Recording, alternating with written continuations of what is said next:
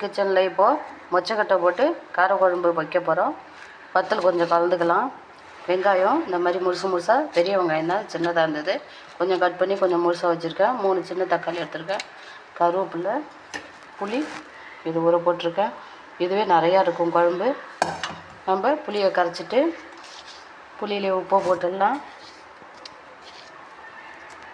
புளியை கரைச்சிட்டு தக்காளியும் கரைச்சிட்டு வீட்டில் அரைச்ச கலந்த மிளகாத்தூள் வச்சுருக்கேன், அதையும் போட்டுட்டு தாளித்து விட்டுடலாம்.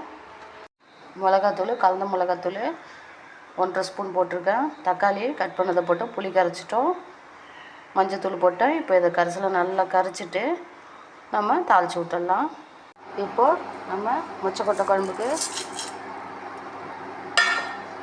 இது துவரம்பருப்பு நல்லாயிருக்கும். வெந்தயம் கொஞ்சமாக போட்டுக்கலாம். வெந்தயம் காயட்டும், வெந்தயம் நல்லா சவக்கட்டும். சாரி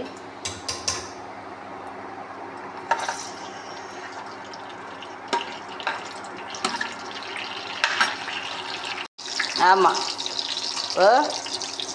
வெங்காயம் போட்டுடலாம். அதோடு சேர்த்து நம்ம வத்தல் போட்டோம், கருவேப்பிலை போட்டுடலாம். எல்லாத்தையும் நம்ம வதக்கிடுவோம்.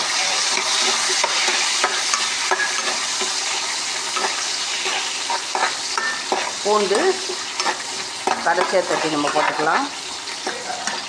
இப்போது மொச்சக்கொட்டை போட்டுடலாம். இதில் கொஞ்சமாக நம்ம உப்பு போட்டுக்கலாம்.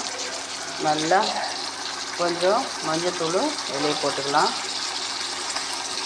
அதை நல்லா வதக்கிட்டு நல்லா வதக்கணும். மொச்சக்கொட்டை நல்லா பாதி வெந்துச்சு பாருங்கள். நான் கொஞ்சம் ஊற போட்டு 1 மணி நேரத்துக்கு முன்னாடி ஊற போட்டு எடுத்து வச்சேன். இப்போது நம்ம இதில் கரைச்சி வச்சுருக்கிற புளி, தக்காளி, மிளகாய், மல்லித்தூள், கலந்தத்தூள் எல்லாத்தையும் நம்ம இது மாதிரி ஊற்றிடலாம். நல்லா கொதிக்கணும். கொதிச்சிட்ட பிறகு இறக்கிக்கலாம். பூண்டு 2 பல், ஒரு 3 பல் பூண்டு போட்டுட்டோம். இன்னும் கொஞ்சம் கொதிக்கணும் குழம்பு. மொச்சக்கொட்டை குழம்பு ரெடி ஆயிடுச்சு. ஒரே ஒரு பச்சை மிளகாய் நான் போட்டேன், வாசனையாக இருக்கும்னு. நீங்களுக்கு தேவைன்னா போட்டுக்கலாம், இல்லைன்னா குழந்தைங்களுக்கு காரம்னா போட்டுக்க வேணாம். இப்போ மொச்சக்கொட்டை குழம்பு, சூப்பரான மொச்சக்கொட்டை குழம்பு ரெடி ஆயிடுச்சு. இது மாதிரி செஞ்சு பாருங்கள், சூப்பராக இருக்கும். 1 வாரம் ஆனாலும் கெடாது. சுட வச்சிட்டோம்னா நல்லாயிருக்கும்.